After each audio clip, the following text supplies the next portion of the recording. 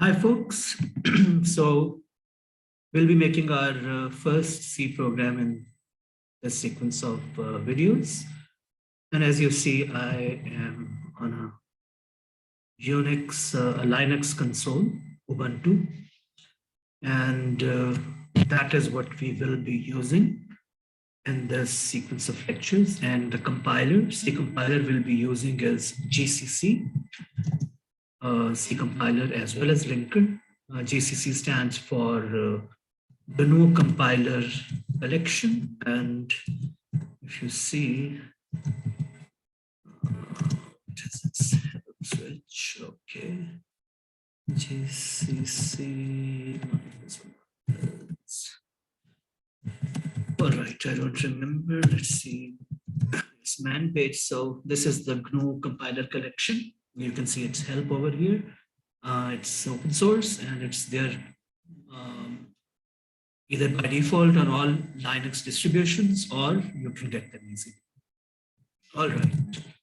So the first program that we have is, as per tradition, Hello World. It prints Hello World. All right. So it's in one source file. I have named it as per, I've just named it a useful self-evident name named helloworld.co, right? So let's see what's inside it. I'm using the Vim text editor, but you could use whatever you want. And if you see, this is our program. This is a, we are including the standard IO library, and it's a system provided libraries. The C runtime system has it. By convention, main is the name of the function, which is the entry point into any C program. And we'll see this in detail later. And now here we are calling the function printf, and we're giving it a string literal hello world. We are using two escape sequences, /n in the beginning as well as in the end. So this stands for new line. This function will see this escape sequence /n, and it will jump to a new line. It will print hello world, then jump to a new line, and then it will return 0.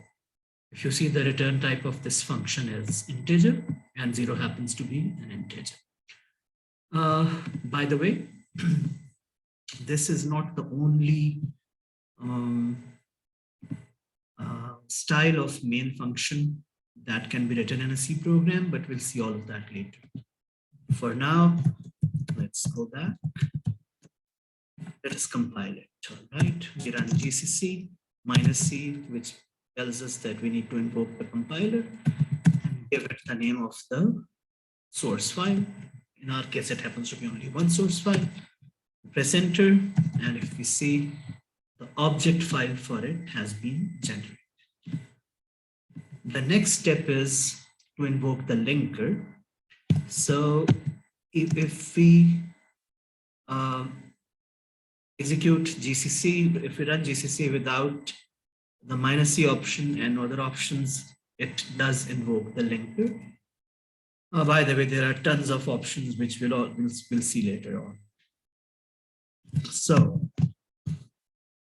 I tell the linker that, okay, this is the object file and this contains all the code I want. Please generate a binary. So if I press enter, the linker is done. And I did not write the name of the output binary I need. So by default, it names it a.out. All right. So if I try to run a.out, you see it has printed a new line and wrote hello world and a new line again. So if I clear the console and I remove a.out executable, I have the object file with me. Now let me invoke the linker again. This time let me specify the output. So I use the -O switch, and let's say I name it hello.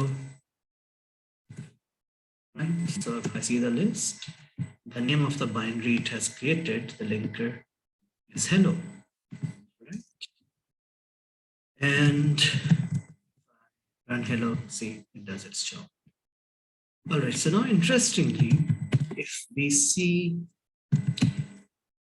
file is a utility in Linux system which tells about the types of the files. If I ask it, what can it tell me about this binary file?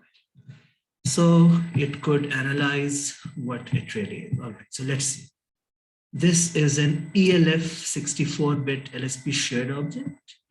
So ELF, if you might remember, we talked about executable file formats that are specific to different operating systems, specifically for the loaders to load up and execute them. So ELF is such a file format. All right. The rest of it we'll understand later. All right. So with that, congratulations, we have the first program ready, and that will be it for this week. I'll share a link to the ELF file format, just in case if you want to know the details. But in a later video lecture, maybe we'll go through the details ourselves.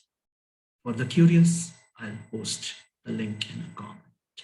Take care, have a good day. Bye.